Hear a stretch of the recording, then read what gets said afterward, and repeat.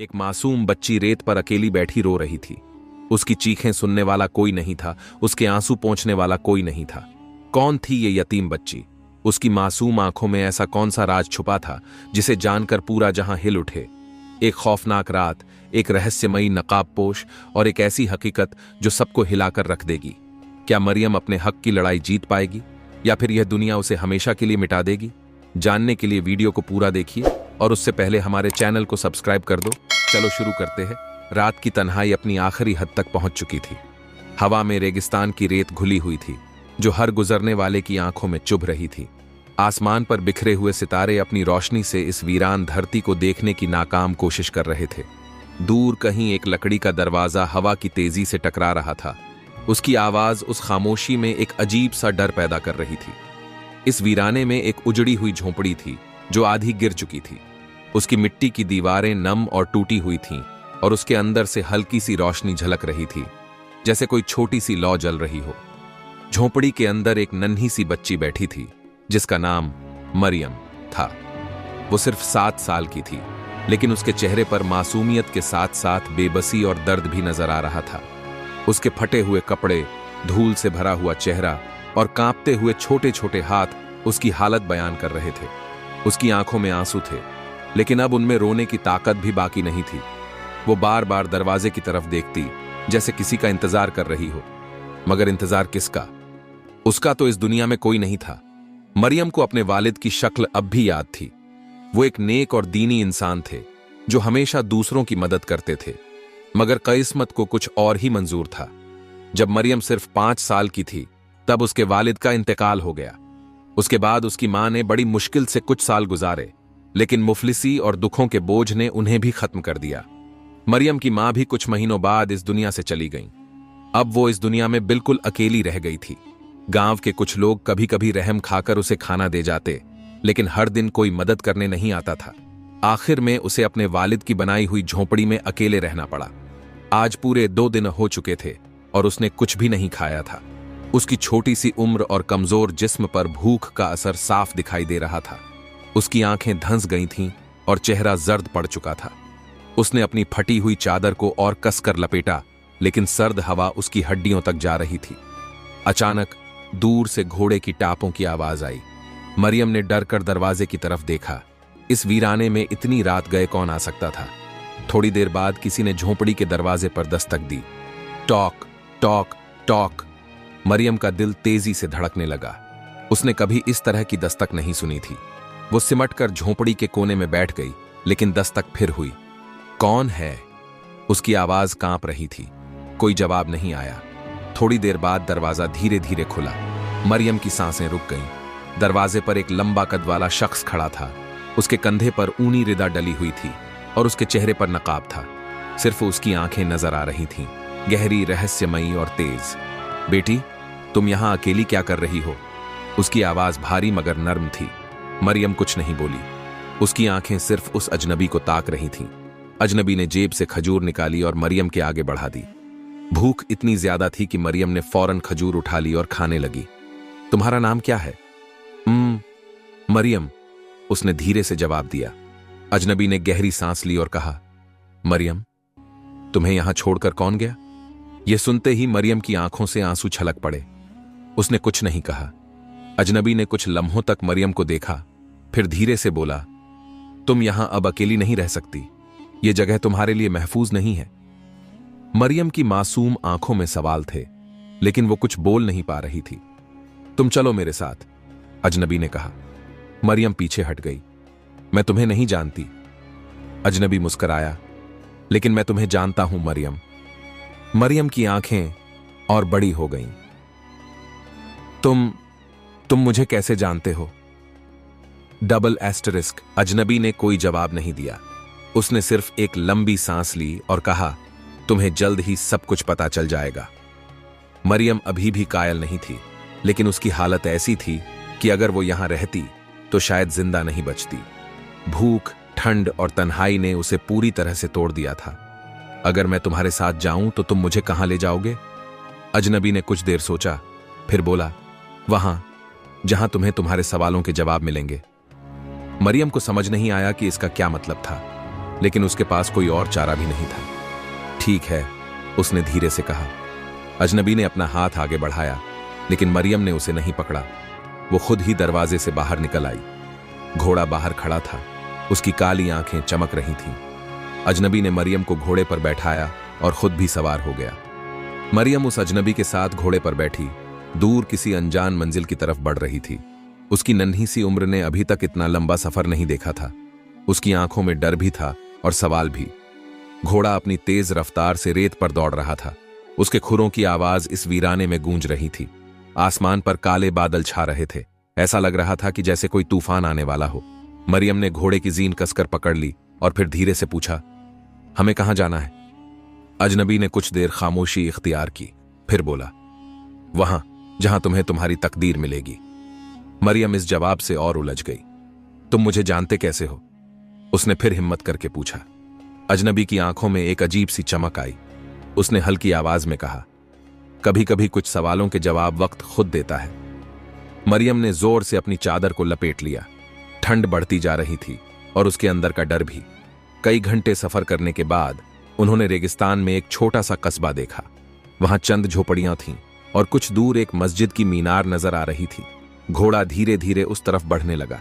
मरियम ने अजनबी से पूछा, क्या हम यहां रुकेंगे? अजनबी ने हल्के से सिर हिलाया।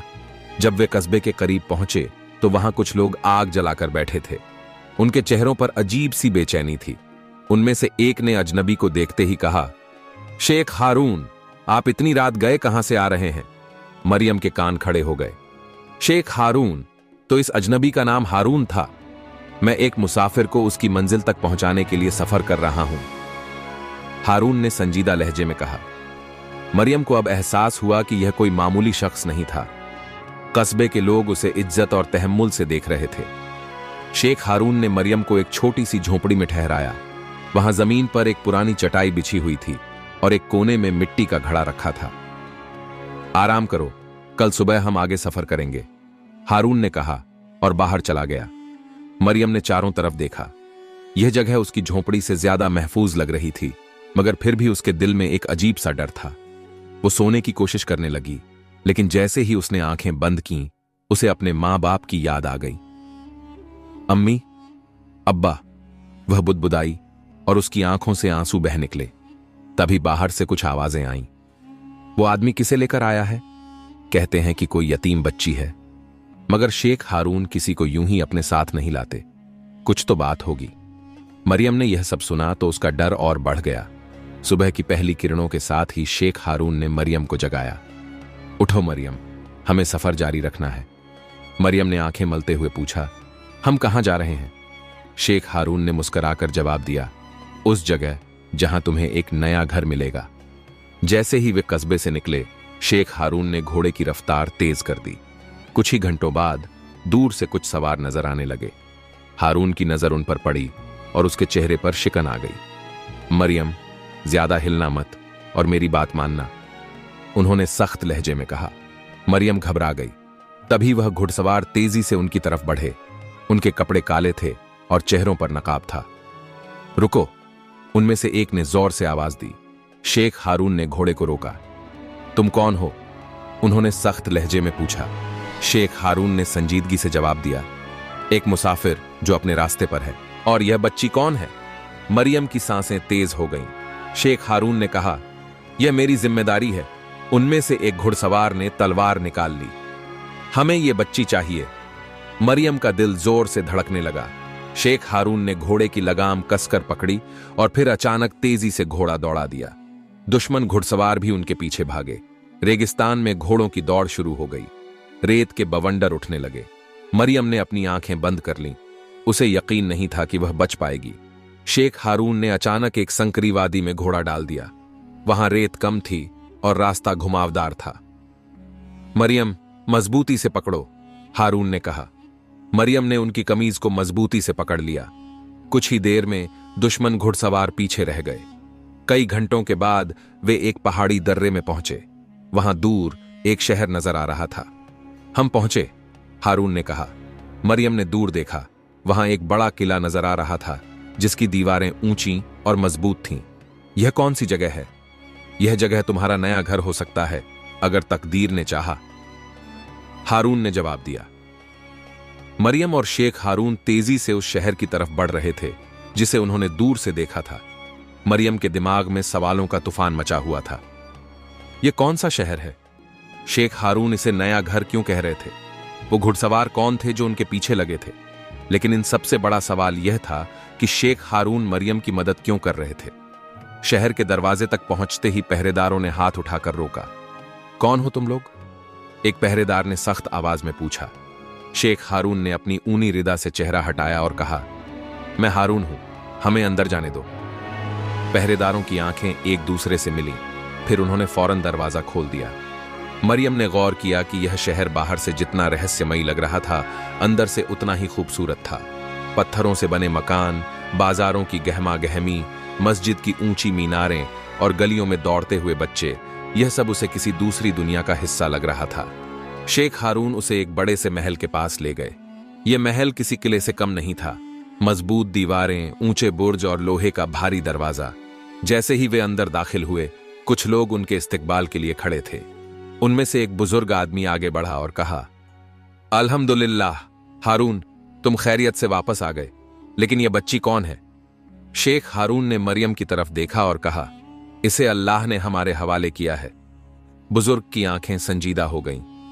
क्या तुम यकीन से कह सकते हो कि यह वही है? मरियम चौंक गई। क्या मतलब? वही कौन?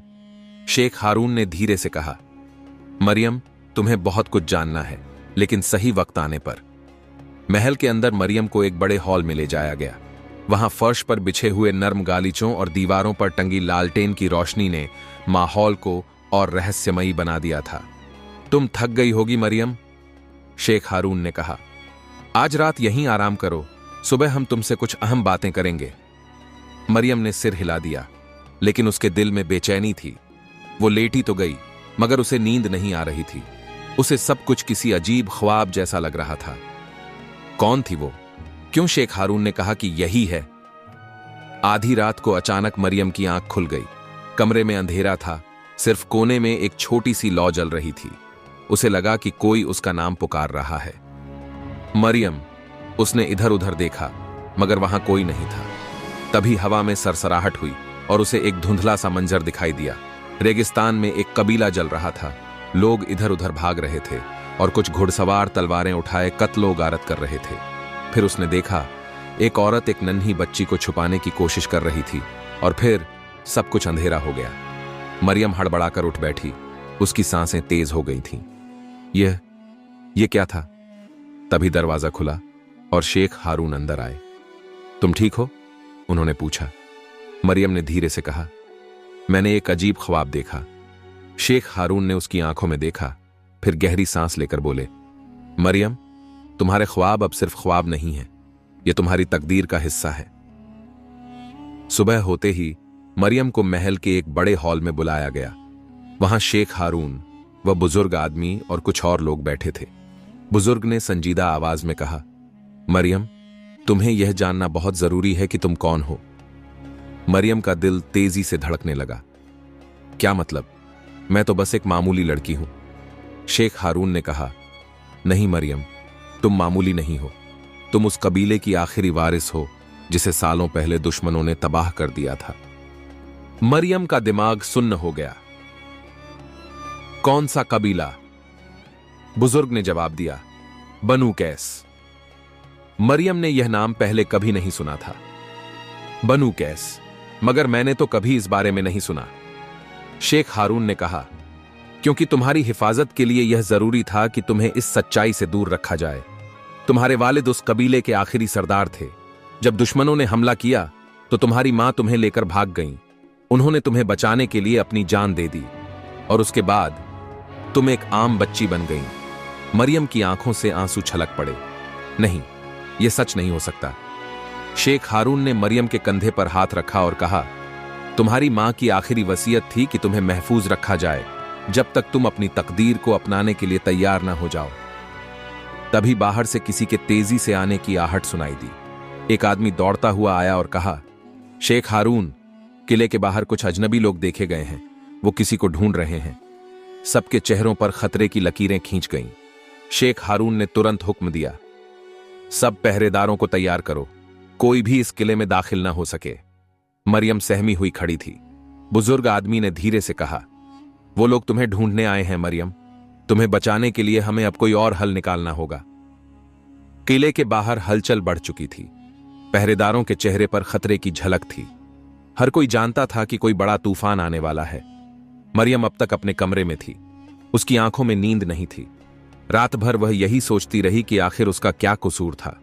वह क्यों बनी बनू कैस कबीले की आखिरी वारिस? उसके मां बाप ने क्या गुनाह किया था जो उन्हें मौत के घाट उतार दिया गया? तभी दरवाजे पर दस्तक हुई। मरियम, दरवाजा खोलो। शेख हारून की आवाज थी। मरियम ने जल्दी से दरवाजा खोला। हारून अंदर आए और बोले, हमें बात करनी होगी, वक्त कम है। मरियम ने घबराई हुई आंखों से पूछा, क्या हो रहा है? हारून ने एक गहरी सांस ली और कहा, हम पर हमला होने वाला है। किले के बाहर जासूस देखे गए हैं, वो तुम्हारी तलाश में हैं। मरियम का दिल धक से रह गया। शेख हारून मरियम को लेकर किले के सबसे गुप्त हिस्से में गए। यह एक पुराना तहखाना था जहां पुराने दस्तावेज और कुछ हथियार रखे हुए थे। एक बुजुर्ग पहले से वहां मौजूद थे, वही जो पहली रात मरियम से मिले थे। उनका नाम था शेख जुबैर। मरियम, उन्होंने संजीदा लहजे में कहा, अब वक्त आ गया है कि तुम्हें सब कुछ बताया जाए। मरियम खामोश खड़ी रही। शेख हारून ने एक पुरानी किताब उठाई और उसका एक पन्ना खोला। उस पर अरबी में कुछ लिखा था, अल मलिका लिस्सुलाल तिल आखिरा, आखिरी वारिस ही असली हुकूमत की हकदार होगी। मरियम ने धीरे से पूछा, इसका क्या मतलब है? शेख जुबैर ने जवाब दिया, इसका मतलब है कि तुम्हारे वालिद सिर्फ बनु कैस के सरदार ही नहीं थे, बल्कि इस सरजमी के असली हुक्मरान भी थे। उनकी हुकूमत को धोखे से गिराया गया और वो दुश्मन अब भी चाहते हैं कि तुम्हारा नामो निशान मिटा दिया जाए। मरियम के हाथ पैर सुन्न पड़ गए। क्या? लेकिन मैं तो सिर्फ एक आम लड़की हूं। शेख हारून ने कहा, नहीं मरियम, तुम्हारी रगों में वो खून दौड़ रहा है जिसे ये दुश्मन मिटाना चाहते हैं। तुम्हें इस किले से निकालना होगा। तभी बाहर से शोर की आवाजें आने लगीं। पहरेदार भागते हुए अंदर आए और कहा, शेख हारून, दुश्मन किले के दरवाजे तक आ गए हैं। शेख हारून और शेख जुबैर फौरन बाहर की तरफ भागे। मरियम भी उनके पीछे गई। जब वे किले की ऊंची दीवारों पर पहुंचे तो वहां से नीचे का मंजर देखकर मरियम का जिस्म कांप गया। सैकड़ों घुड़सवार हाथों में तलवारें लिए किले पर हमला करने को तैयार खड़े थे। उनका सरदार काले घोड़े पर बैठा था। उसके चेहरे पर नकाब था, मगर उसकी आंखें खौफनाक लग रही थीं। उसने जोर से आवाज दी, हमें वो लड़की सौंप दो, वरना इस किले को राख में बदल दिया जाएगा। मरियम का दिल धड़क उठा। ये लोग उसे ही लेने आए थे। शेख हारून ने किले के पहरेदारों को तैयार रहने का हुक्म दिया। अगर उन्होंने हमला किया तो हम अपना बचाव करेंगे। लेकिन मरियम जानती थी कि यह लड़ाई आसान नहीं होगी। दुश्मनों की तादाद बहुत ज्यादा थी। तभी शेख जुबैर ने धीरे से कहा, हमें एक और रास्ता निकालना होगा। शेख हारून ने मरियम से कहा, हमारे पास एक रास्ता है जिससे तुम यहां से निकल सकती हो, लेकिन हमें जल्दी करना होगा। मरियम ने सिर हिलाया। शेख जुबैर ने एक दीवार के पीछे छुपे हुए दरवाजे को खोला। यह गुप्त रास्ता किले से बाहर जाता है। इसके जरिए तुम रेगिस्तान के दूसरी तरफ निकल जाओगी। वहां से तुम्हें एक शख्स मिलेगा जो तुम्हें महफूज जगह तक पहुंचाएगा। मरियम के दिल में अजीब सी बेचैनी थी। लेकिन आप लोग, शेख हारून ने हल्की मुस्कुराहट के साथ कहा, हम यहां रहकर तुम्हारे लिए वक्त खरीदेंगे। जाओ मरियम, अल्लाह तुम्हारी हिफाजत करे। मरियम की आंखों में आंसू आ गए, लेकिन उसे जाना ही था। मरियम जब गुप्त रास्ते में दाखिल हुई तो उसके साथ एक नौजवान पहरेदार भी था जिसका नाम कासिम था। वे अंधेरे सुरंग में तेजी से आगे बढ़ रहे थे। लेकिन तभी मरियम को एक अजीब सी आवाज सुनाई दी। रुको!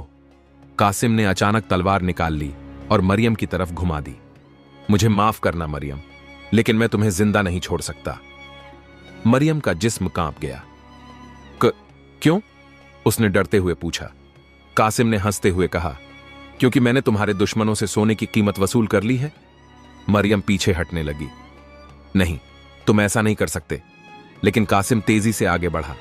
ठीक उसी वक्त सुरंग में किसी के तेजी से दौड़ने की आवाज आई और फिर एक तेज तलवार चमकी और कासिम की गर्दन से खून का फव्वारा फूट पड़ा। कासिम जमीन पर गिर पड़ा। मरियम ने सामने देखा। एक नकाबपोश शख्स खड़ा था। उसकी आंखों में चमक थी। चलो, हमें यहां से निकलना होगा। मरियम घबराकर बोली, तुम कौन हो? उस शख्स ने धीरे से कहा, तुम्हारा एक पुराना हमदर्द, जल्दी करो। मरियम के पास सोचने का वक्त नहीं था। वह उस नकाबपोश के साथ बाहर की तरफ भागी। बाहर एक घोड़ा खड़ा था। इस पर बैठो, नकाबपोश ने हुक्म दिया। मरियम झट से घोड़े पर चढ़ी। नकाबपोश भी उसके पीछे बैठा और घोड़ा तेजी से रेगिस्तान में दौड़ पड़ा। रेगिस्तान की ठंडी हवा मरियम के चेहरे से टकरा रही थी। घोड़ा रेत के समुंदर में तेजी से दौड़ रहा था। मरियम की सांसें तेज थीं, दिल तेजी से धड़क रहा था। उसकी जिंदगी में एक और नया राज जुड़ चुका था। यह नकाबपोश कौन था? उसका जिस्म मजबूत था, उसकी आंखें रहस्यमयी और पैनी थीं, और उसकी आवाज में एक अजीब सा इत्मीनान था। मरियम ने हिम्मत करके पूछा, तुम कौन हो और मुझे कहां ले जा रहे हो? नकाबपोश ने कुछ देर खामोशी इख्तियार की, फिर गहरी आवाज में कहा, मैं तुम्हारा हमदर्द हूं मरियम, और मैं तुम्हें वहां ले जा रहा हूं जहां तुम्हें होना चाहिए था। मरियम उलझन में पड़ गई। क्या मतलब? नकाबपोश ने धीरे से कहा, तुम बहुत जल्द सब जान जाओगी।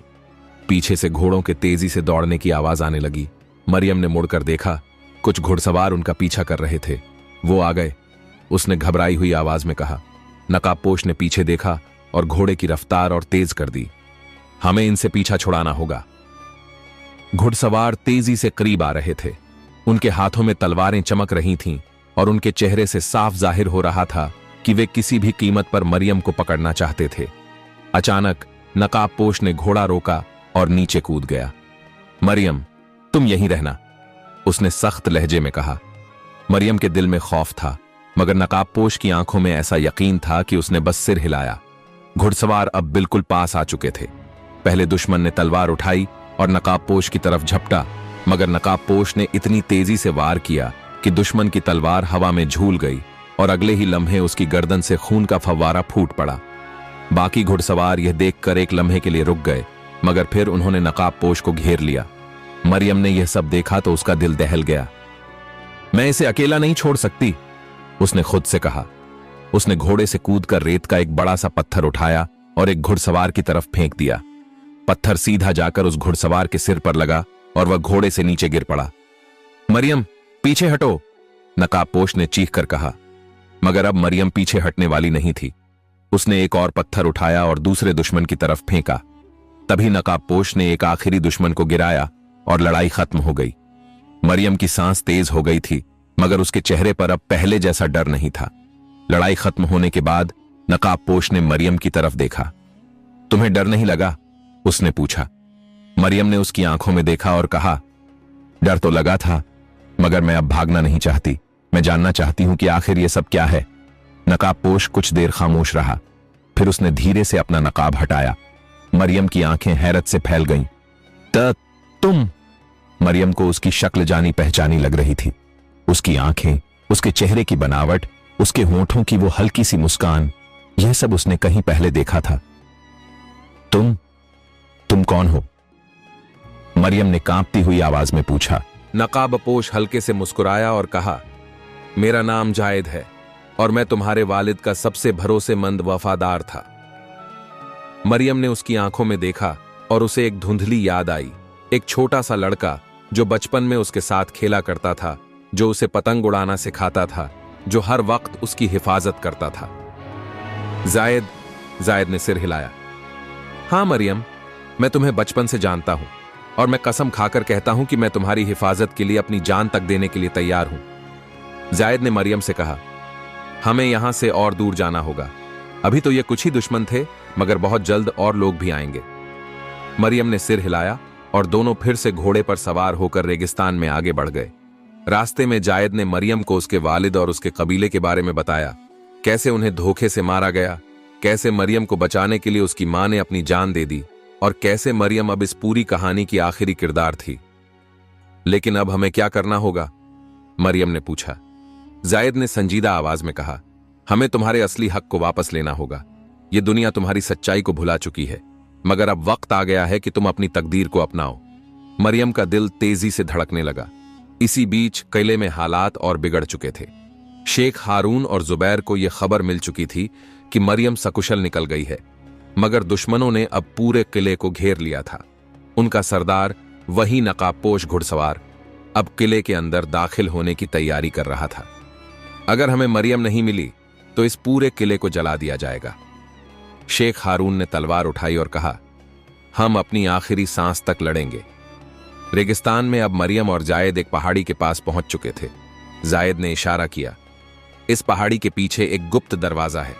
यह हमें एक पुरानी बस्ती में ले जाएगा जहां तुम्हारे वालिद के वफादार लोग अब भी तुम्हारे इंतजार में हैं। मरियम ने गहरी सांस ली। क्या मैं सच में इसके लिए तैयार हूं? जायद ने कहा, तुम्हारे पास अब और कोई रास्ता नहीं है मरियम। यह सिर्फ तुम्हारी तकदीर नहीं, यह तुम्हारी कौम का हक है। मरियम ने एक आखिरी बार पीछे मुड़कर देखा। रेगिस्तान की रेत अब भी उड़ रही थी। सूरज धीरे धीरे डूब रहा था और उसके साथ ही मरियम की पुरानी जिंदगी भी डूब रही थी। अब वक्त आ गया था कि वह अपनी तकदीर को अपनाए। चलो जायद, हमें देर नहीं करनी चाहिए। मरियम की आंखों के सामने उसका पूरा गुजरा हुआ वक्त घूम रहा था। मां बाप की मौत, शेख हारून की मेहरबानी, किले में गुजरे दिन, दुश्मनों का हमला, जायद की वापसी और अब अपनी हकीकत का सामना करने का वक्त। मरियम और जायद पहाड़ी के पीछे बने गुप्त रास्ते से गुजरकर उस बस्ती में पहुंचे जहां अब भी बनु कैस कबीले के वफादार लोग रहते थे। जब लोगों ने मरियम को देखा तो उनकी आंखों में यकीन और मोहब्बत की चमक आ गई। एक बूढ़े शख्स जिनका नाम शेख अब्दुल रज्जा का था आगे बढ़े और कहा, क्या यह वही मरियम है, हमारी सरजमी की आखिरी वारिस? जायद ने आगे बढ़कर कहा, हां, यह मरियम है और अब वक्त आ गया है कि हम अपनी खोई हुई हुकूमत को वापस लें। मरियम को अब यकीन हो चुका था कि यह उसकी तकदीर थी। उसे अब डरने की नहीं बल्कि आगे बढ़ने की जरूरत थी। शेख अब्दुल रज्जाक ने मरियम से कहा, बेटी, तुम्हारे वालिद एक नेक इंसान थे। उन्होंने हमेशा इंसाफ किया, कभी किसी पर जुल्म नहीं किया। अगर तुम हुकूमत संभालोगी तो तुम्हें भी उनके नक्शे कदम पर चलना होगा। मरियम ने सिर झुका लिया। मैं तैयार हूं, लेकिन मैं किसी से इंतकाम नहीं लूंगी। मैं हुकूमत सिर्फ इसलिए नहीं चाहती कि मैं कैस कबीले की आखिरी वारिस हूं। मैं सिर्फ इंसाफ करना चाहती हूं। शेख अब्दुल रज्जाक की आंखें भर आईं। तुम्हारी बातों में तुम्हारे वालिद की झलक नजर आती है। मरियम, जायद और उनके वफादार लोग अब किले की तरफ रवाना हुए। उधर किले में शेख हारून और शेख जुबैर अभी भी दुश्मनों से मुकाबला कर रहे थे। दुश्मनों ने पूरे किले को अपने कब्जे में ले लिया था, लेकिन वे अब भी पूरी ताकत से जमे हुए थे। जब मरियम की फौज किले के करीब पहुंची तो दुश्मनों के होश उड़ गए। जायद ने तलवार उठाई और ऊंची आवाज में कहा, आज ये सरजमी अपने असली हुक्मरानों के पास वापस आएगी। फिर जबरदस्त जंग छिड़ गई। मरियम के वफादार बहादुरी से लड़े और आखिरकार दुश्मन भागने लगे। उनका सरदार काले घोड़े पर बैठकर भागने की कोशिश कर रहा था, मगर तभी जायद ने उसे पकड़ लिया। अब तुम्हें तुम्हारे गुनाहों की सजा मिलेगी, जायद ने कहा। मरियम ने धीरे से कहा, नहीं, हम इसे वैसे ही छोड़ देंगे जैसे मेरे वालिद ने हमेशा अपने दुश्मनों को माफ किया था। जंग खत्म हो चुकी थी। मरियम ने किले के सबसे ऊंचे हिस्से से लोगों को देखा। हर कोई उसे देख रहा था। शेख हारून, शेख जुबैर, जायद और शेख अब्दुल रज्जाक सब उसकी तरफ उम्मीद से देख रहे थे। तभी शेख हारून ने ऊंची आवाज में कहा, आज से मरियम हमारी हुक्मरान होगी और यह हुकूमत हमेशा इंसाफ और अमन की बुनियाद पर चलेगी।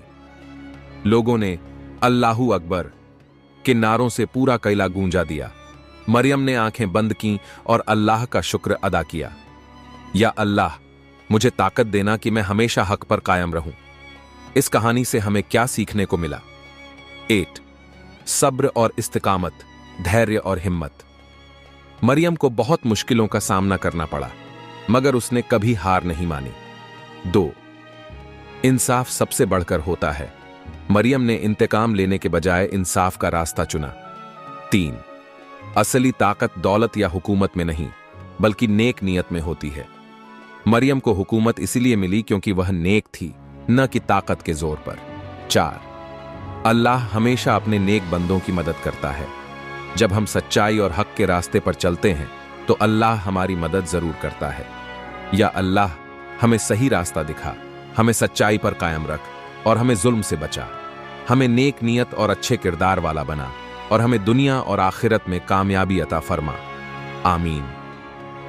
अगर आपको यह कहानी पसंद आई हो तो इसे शेयर करें, अपने दोस्तों को भी बताएं और हमें सब्सक्राइब करें ताकि आपको और भी अच्छी कहानियां मिलती रहें।